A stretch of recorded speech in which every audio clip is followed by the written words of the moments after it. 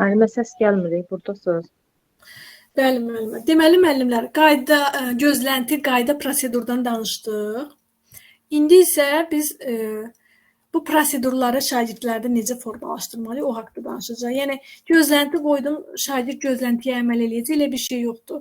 Və yaxud da prosedur qoydum, şagird bu prosedurları mən qoyduğum kimi icra eləyəcək, elə bir mümkün deyil. Heç yerdə belə bir şey olmur. Bunun üçün də müəllim mütləq israrlı olmalıdır. İndi biz baxacaq, görək bunu necə formalaşdıraq şagirdlərdə. Sinifdə baş verən davranış pozuntularının çoxu şagirdlərin prosedurlara riayət etməməsindən irəli gəlir.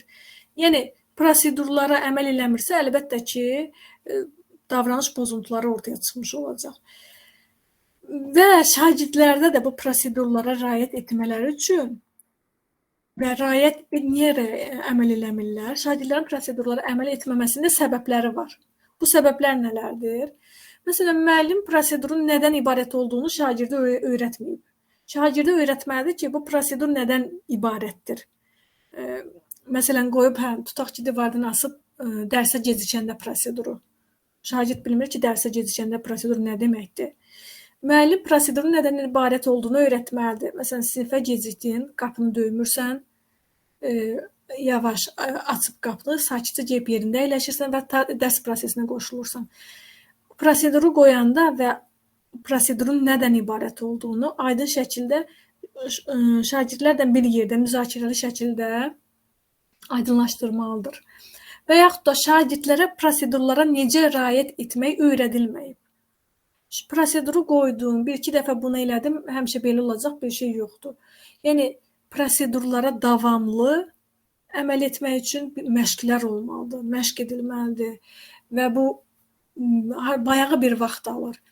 Yəni, ən azı bir 21 gün vaxt alır. Müəllim sinifi prosedurlarla idarə etməyə vaxt sərf etmir. Yəni, bir-iki dəfə müəllim bu proseduru qoydu, baxdı, bir-iki dəfə əməl eləmədilər. Fikirləşdi, yox, bu uşaqlara bu prosedur zat boş şeydir, bu prosedur zat keçmir, əməl eləmir, artıq vaxt sərf eləmir, əmək qoymur. Əlbəttə, sonra bu icra olmayacaq, müəllim gərək vaxt sərf eləsin, israrlı olsun ki, şagirdlər də bu prosedurlara əməl eləsin. Yəni, bu üç səbəbə görə artıq prosedurlara əməl olunmur.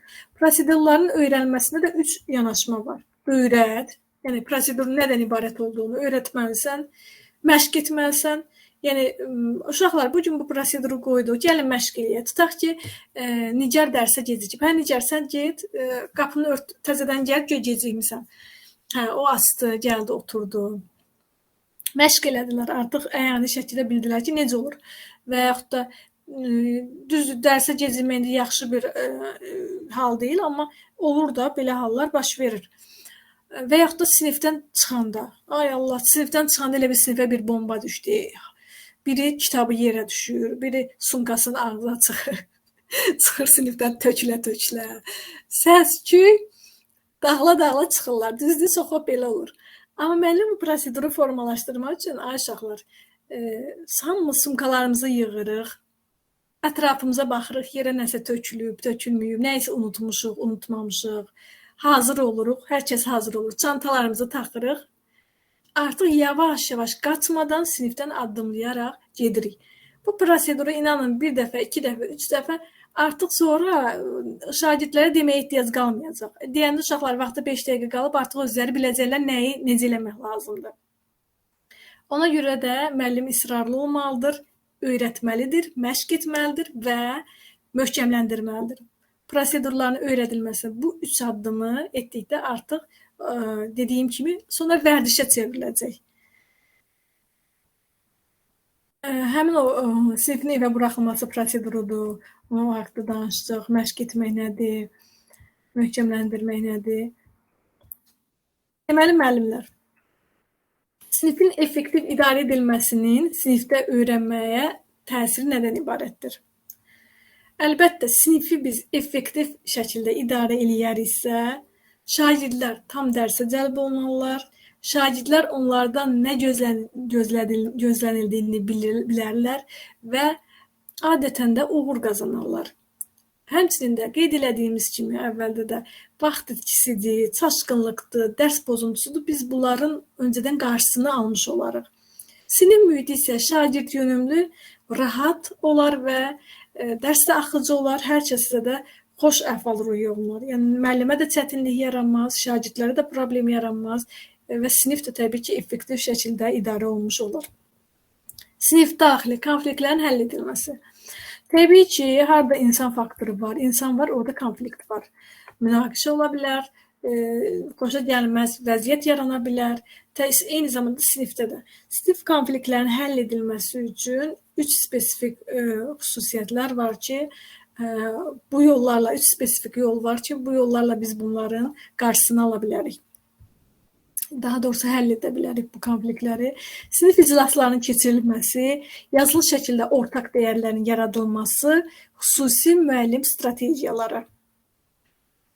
Sinif iclaslarının keçirilməsi. Sinif iclaslarının keçirilməsi, məsələn, hər hansı bir konflikt baş verib 2 nəfər arasında, müəllim bunun üçün sinif iclası keçirə bilər. Toplaşa bilərlər və təbii ki, burada mühakimə etmədən, kim elədi, niyə elədi, mühakimə etmədən müəllim özü problemin xülasəsini təqdim edir ki, uşaqlar belə bir problem baş veribdi.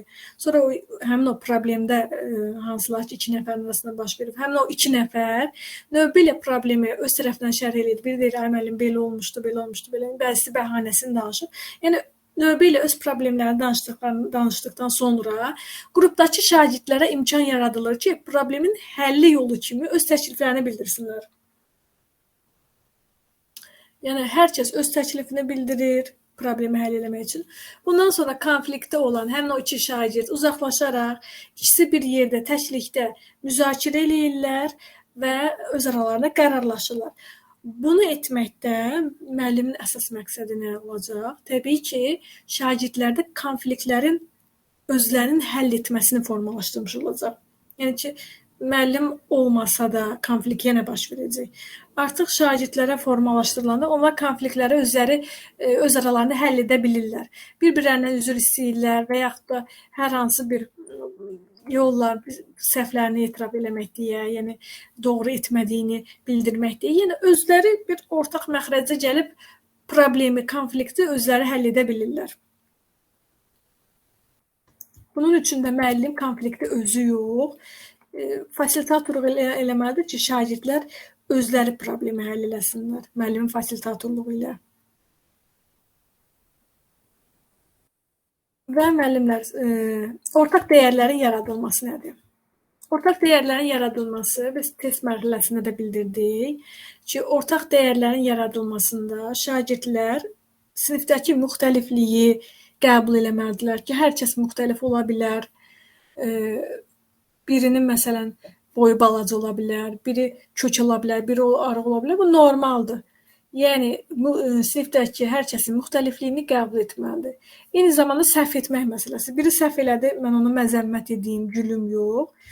Yəni, səhv etmək normaldır. Hər kəs səhv edə bilər və bu baxımdan da şagirdlər bunlar da bilməlidirlər ki, yəni, səhv etmək normaldır. Səhv edəni belə məzəmmət edim, gülüm yox. Ortaq dəyərlər olmalıdır və ortaq dəyərləri formalaşdırmaq lazımdır. Ortaq dəyərlərin formalaşdırması bu anlamdadır. Sinifdə davranışla bağlı problemlərlə məşğul olan müəllimlərin iki cür yanaşması olur. Deməli, sinifdə davranışla bağlı problemlərlə məşğul olan müəllimin 2 cür yanaşması olur. Var reaktiv yanaşma, var proaktiv yanaşma. Loru dildə desək, reaktiv nədir, proaktiv nədir? Reaktiv odur ki, məsələn, problem baş verir, sonra müəllim əlhaya düşür ki, bu problemi mən aradan qaldırım. Həmən nizam-intizamsızlıq yaranır. Müəllim nəsə qışqırmaqla, hədə qorxu gəlməklə çalışır ki, bir qayda yaratsın. Sinifdə müvafiq bir ortamı düzəltsin. Amma proaktiv müəllimin öncədən bir planı olur. Öncədən o baş verəcək problemləri aradan qaldırmaq üçün qaydası, proseduru olur özünün. Proaktiv budur. Loru dildən desək, məsələn, biri var ki, qəfil qonaq gəlir, əlhaya düşürsən ki, görüm neyniyim. bilmirsən qaçıb ev tökülən evi yığışdırasan, bilmirsən yemək hazırlayasan. Bu reaktiv aiddir. Amma proaktiv isə öncədən hazır olmuş olur. Bir dolmasını büküb atıb buzlamaya, nəsə bir planı olur, bir öncədən hazırlıqlı olur ki, qəfil qonaq gəlsə mən falan eləyəcəm. Yəni reaktivdən proaktiv fərqi bu cür loru dildə daha aydın olar. Reaktivin problem baş verəndən sonra onu çözməyə çalışır. Proaktiv isə P-ni planla da yadda saxlamalı. Proaktivin özünün planı öncədən planı olmuş olur. Hər hansı da bir nizam intizamsızlıq baş verməsin deyə, hər hansı bir problemin baş verə biləcək problemin öncədən bir planı olmuş olur. Yəni öncədən qarşısını almaq üçün tədbirli olmuş olur.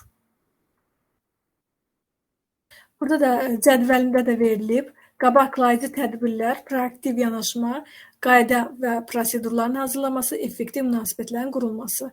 Reaktiv yanaşma isə nizam-intizam planının tətbiqi. Artıq baş verəndən sonra olur bu, hər hansı bir problem baş verəndən sonra. Gəlib buzqıran strategiyaları. Bu buzqıran strategiyalarından çox danışmışıq. Buzqıran strategiyaları dərs ilinin əvvəlində ola bilər. Burada şagird, müəllim-şagird münasibətlərini tənzimləmək üçün istifadə olunur. Ən çox dərs ilinin əvvəlində olur və yaxud da sinifə təzə şagird gələndə olar. Bu ortamı şagirdlər arasında münasibəti istiləşdirmək üçün. Bu necə olur? Məsələn, sevimli hobbi və yaxud da hər kəsin sevdiyi yemək, kimlər hansı yeməyi sevir, kimlər hansı idman növünü sevir, kimlər hansı kitabı sevir. Ortaq burada xüsusiyyətləri tapmaqla, yəni biz burada buzqıran strategiyasından istifadə etmiş oluruq. Yəni münasibətlər istiləşmiş olur. İnsanlar nə qədər ki, kimlə ki ortaq oxşarlığı olur, onunla münasibəti daha isti olmuş olur. Yəni ona görə də uşaqların bir-birindən ortaq xüsusiyyətlərini ortaya qoymaqla, onlar arasında buzqıran strategiyasından istifadə etməklə onlar arasında daha yaxşı münasibət qurmağa gətirib çıxara bilərik. Bundan başqa müəllimlər, buzqıran strategiyalarının bir çox növləri var. Məsələn, biz burada sevdiyin aforizmi yaz, bu cür müzakirə, hər kəs öz sevdiyi aforizmi yazıb, bu cür müzakirə yarada bilərik. Və yaxud da hər hansı bir paylaşımından, tutaq ki, sosial şəbəkədə hər hansı bir paylaşımını qoyub müzakirə yarada bilərik. Və yaxud da absurd suallar. Məsələn, deyirik ki, əgər bütün insanlar maksimum 40 yaşına qədər yaşasaydı, həyat necə olardı? Və yaxud da əgər hamının ideal yaddaşı olsaydı, nə baş verərdi? Yəni, bunlar müzakirələr yaratmaq üçün, müzakirə də varsa, təbii ki, orada hər kəs utanmadan, çəkinmədən, isti münasibət yaranacaq, müzakirə olunacaq. Yəni, bunlar hamısı buzqıran strategiyalarının üsullarındandır. Və müəllimin həmişə B planı olmalıdır. Məsələn, bir strategiya gördü ki, işə yaxşı olmadı, ya alınmadı, digər bir strategiyadan həmən istifadə etmək üçün onun bir B planı olmalıdır. Yəni, dərs planı quran zaman həmişə digər bir, hər hansı bir strategiya uyğun olmadıqda hazır bir strategiyası olmalıdır ki, onda bu strategiyadan istifadə edin. Buna da deyirlər, müəllimin mütləq bir B planı olmalıdır. Yəni, bu strategiyalardır, qayda prosedurlardır. Qeyd elədiyimiz kimi, hər biri xidmət eləyir nəyə? Sinifin doğru düzgün idarə edilməsinə, effektiv şəkildə şagird, müəllim-şagird münasibətlərinə, sağlam psixoloji mühitin qurulmasına xidmət edir və nə qədər ki, biz bunları formalaşdırarıq, bunlar birbaşa akademik nəticələrə də təsir etmiş olacaq. Bugünkü dərsimiz biraz uzun oldu müəllimlər, amma çox maraqlı və lazımlı dərsdir. Eyni zamanda, məsələn, deyək ki, nəinki şagirdlərdə, biz bunu evdə öz evladlarımıza da tətbiq edə bilərik. Məsələn, deyək ki, deyirik, məsələn ki, axşam yatmamışdan əvvəl dişlərini fırçala yat. Düzdürmü? Uşaq dişini fırçalamaq istəmir. Bir dəfə deyirsən, 2 dəfə deyirsən, uşaq eləmir. Başlayırsan bir yerdə uşaqdan dişi fırçalayırsan, bir dəfə, 2 dəfə artıq bir müddətdən sonra artıq bu vərdişə çevrilir. Və nə olmuş olur? Əlbəttə uşaq da artıq başa düşür ki, hə, dişləri qorumaq üçün bunları eləmək lazımdır və s. Yəni bu gözləntilər, prosedurlar bizə həyatımızın hər bir hissəsində lazımdır. Belə əziz müəllimlər, bugünkü dərsimiz bu qədər. İnşallah növbəti dərsimizdə görüşürük.